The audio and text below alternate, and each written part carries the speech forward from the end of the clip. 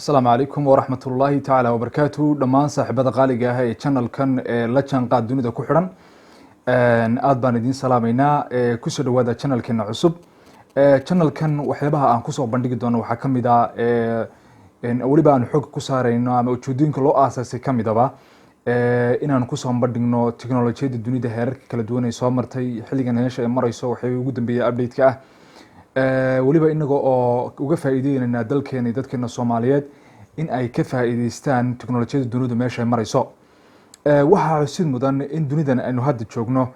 waxa lagu kala tagay ama lagu kala horumaray ay tahay tiknoolajiyada sidaas darteed inay muhiim tahay inaan la jaan qaadno tiknoolajiyadaasi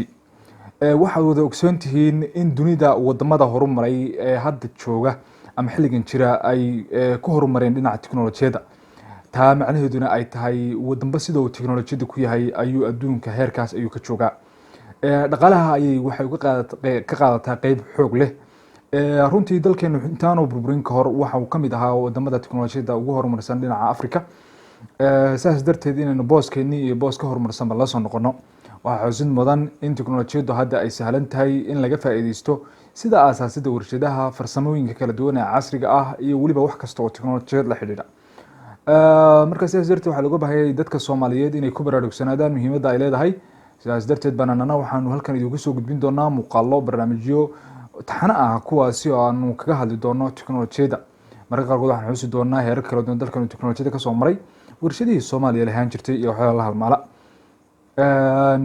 aad iyo aad baan idinku mahadcelinaynaa waxaan rajaynaynaa inaad halkan ku kala faa'iideysan doonaa waxaan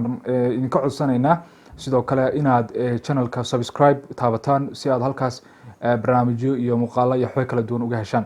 aad baad u mahadsantihiin